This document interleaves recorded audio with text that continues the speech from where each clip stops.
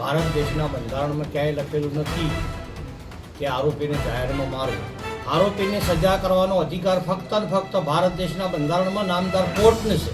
પણ પોલીસે રાજકીય ઈશારાના કારણે ક્ષત્રિય સમાજને ગુજરાતમાંથી દબાઈ દેવા માટે, ધાક બેહારવા માટે, બીવરાવવા માટે, ચોક્કસ લોકોને ખુશ કરવા માટે ઠાકોર સમાજના 18 યુવાનોને જે સરઘસ ગાડી બહેરી ઢોર માર માર્યો છે. 15 દિવસની અંદર મને ન્યાય આપવામાં નહીં આવે તો સમગ્ર ગુજરાતની અંદર કોંગ્રેસ, ભાજપ, આમ આદમી પાર્ટી, તમામ પાર્ટીઓની પ્રવેશ બંધીને અમે બોર્ડ મારી દઈશું. સ્વામી ચાણસ્માના જીલિયા ખાતે ફાર્મ હાઉસમાં પોલીસ પર થયેલ હુમલા મુદ્દે પોલીસે 18 આરોપીઓને ઝડપી પાડ્યા છે અને તેમનું સરઘસ પણ કાઢવામાં આવ્યું.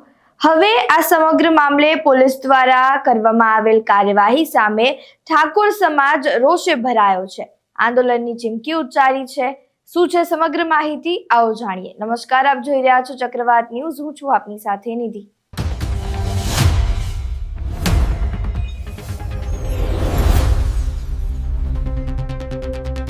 થોડા દિવસ અગાઉ પાટણ જિલ્લાના ચાણસ્મા તાલુકાના જીલિયા ગામે એક ફાર્મ હાઉસ પર 15 થી 20 જેટલા શખ્સોએ હથિયારો સાથે હુમલો કર્યો હતો. મંદિરના ફાળા ઉઘરાવવાના મુદ્દે બંદૂકના કારણે આખો બનાવ બન્યો હોવાનું માનવામાં આવી રહ્યું છે.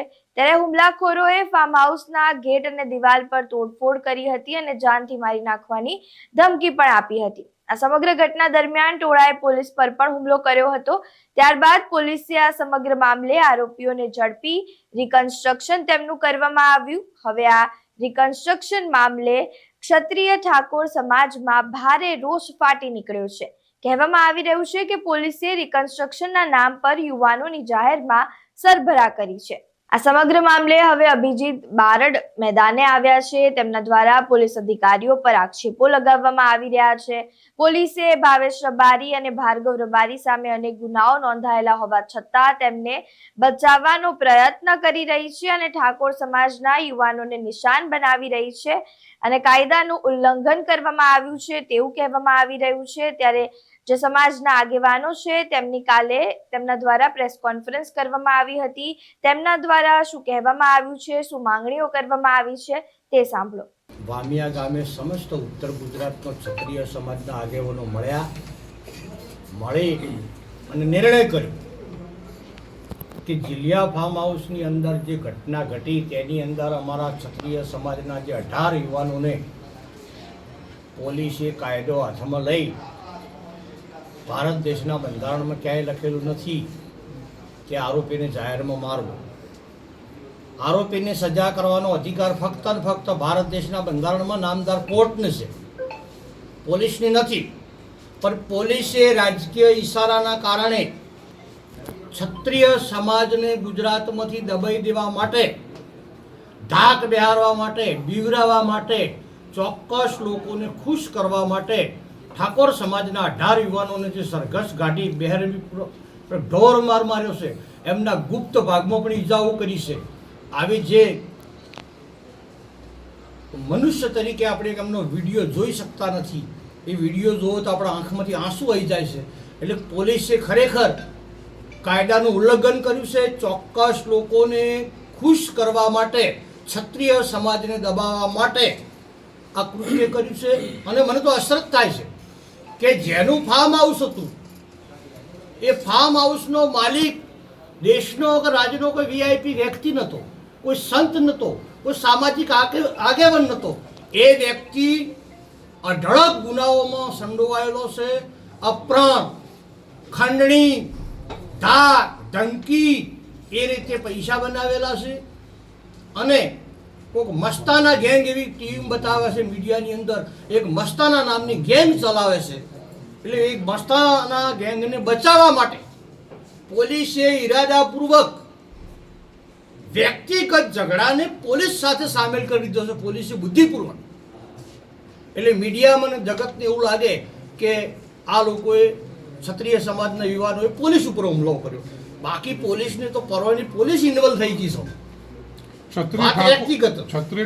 વિશેષમાં અમે વામિયા ગામની અંદર રામભાઈના માતાના સાનિધ્યમાં સમસ્ત ક્ષત્રિય સમાજે પ્રતિજ્ઞા કરી છે કે કે 23/3/2026 રોજ વામિયા ગામે ઉત્તર ગુજરાતનો ક્ષત્રિય સમાજના આગેવાનો ભેગા થઈ માનનીય કલેક્ટરશ્રીને અમે આવેદનપત્ર આપીશું અને 15 દિવસની અંદર કોને ન્યાય આપવામાં નહીં આવે તો સમગ્ર ગુજરાતની અંદર કોંગ્રેસ, ભાજપ, આમ આદમી પાર્ટી તમામ પાર્ટીઓની પ્રવેશ બંધીને અમે બોર્ડ મારી દઈશું ગામે ગામ.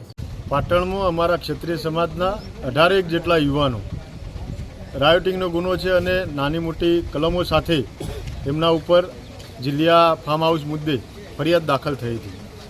પણ એ ઘટનામાં આશ્ચર્યચકિત કરે એવું કે ગુનો એટલો મોટો હતો નહીં, કલમો કોઈ એટલી મોટી હતી નહીં અને પોલીસ સાથે એટલા મોટા કોઈ એસોટના કે ઘટનાના દ્રશ્યો કે ફૂટેજ આવ્યા નહોતા. છતાંય પોલીસે જાણે જેના સાથે ઘર્ષણ છે એવો કુખ્યાત આરોપી ભાવેશ ભાર્ગવ એને રીઝવવા માટે, એને ખુશ કરવા માટે, એની ખુશામત કરવા માટે અમારા 18 જેટલા દીકરાઓ સાથે ક્રૂરતાપૂર્વક, બર્બરતા સાથે, નિર્દયતાથી અને માનવતાને લજ્જિત કરે, લોકશાહીનું હનન થાય, સંવિધાનનું વસ્ત્રાહરણ કરતા હોય એ પ્રકારે સડે ચોક ભર બજારે અમારા 18 દીકરાઓને જે પોલીસે ક્રૂરતાપૂર્વક અમાનુષી અત્યાચારને જે મારવામાં આવ્યો છે, જે લાઠીચાર્જ આચરવામાં આવ્યો છે, અરે મહિલા કોન્સ્ટેબલો પણ વિરાંગના બની અને જ્યારે ક્ષત્રિય સમાજ સાથે વર્ષો જૂની એની અદાવત હોય એ ભાવથી એમને જે લાઠીચાર્જ ફટકાર્યો છે, આ દ્રશ્યો અને આ વિડીયો જોઈ અને ક્ષત્રિય સમાજમાં ખૂબ આક્રોશ પ્રસરાયો છે. ક્ષત્રિય સમાજમાં આક્રોશની લાગણી પ્રસરાઈ છે. ત્યારે ક્ષત્રિય સમાજ આજે માગણી કરવા એકઠો થયો છે કે કાયદાના અને ન્યાયના ધોરણો એક સરખા હોય, સમાન હોય. હમણાં જ તાજેતરમાં પાટણની અંદર એક ફાયરિંગની ઘટના બની હતી. છડે ચોક બર્બરતાપૂર્વક ચિસ્કારો હુમલો કહી શકાય એવો હુમલો એક વ્યક્તિ દ્વારા કરવામાં આવ્યો હતો.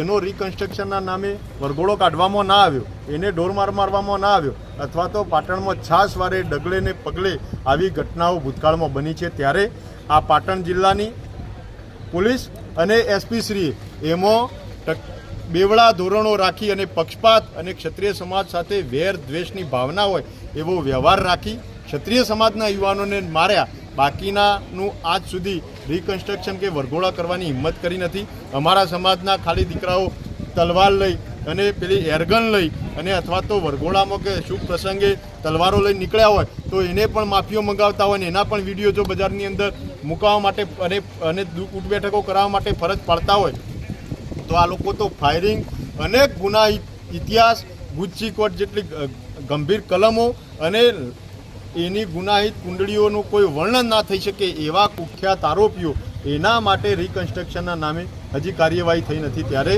એમના ઉપર પણ કાર્યવાહી થાય અને આ જે અમારા સાથે, અમારા દીકરાઓ સાથે જે બર્બરતાથી વ્યવહાર થયો છે એ આખી ઘટનામાં જે પણ સંકળાયેલા કર્મચારી, એએસઆઈ, પીએસઆઈ, કોન્સ્ટેબલ અને એસપી શ્રી એ તમામ ઉપર કાયદેસરની કાર્યવાહી થાય. આ હ્યુમન રાઇટનો ભંગ થયો છે, કાયદાનો ભંગ થયો છે, સંવિધાનનું ભંગ થયું છે અને એમના ઉપર કાયદેસરના પગલાં ભરવામાં આવે એવી માગણી સાથે ક્ષત્રિય સમાજ આજે એકઠો થયો છે. આગળ શું રણનીતિ રહેશે?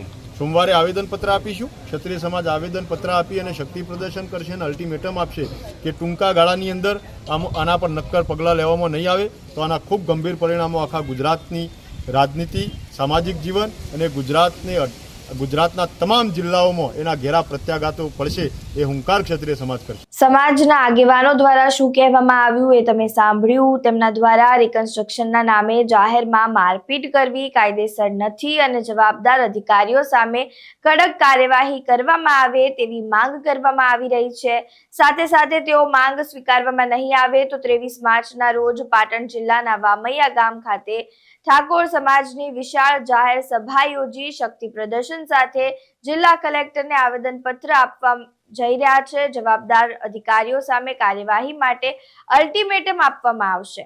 આ ઉપરાંત જો છતાં પણ યોગ્ય પગલાં નહીં લેવાય તો આગામી સમયમાં ક્ષત્રિય ઠાકોર સમાજના ગામોમાં રાજકીય પાર્ટીઓને પ્રવેશબંધી લાદવાની પણ ચીમકી તેમના દ્વારા ઉચ્ચારવામાં આવી છે.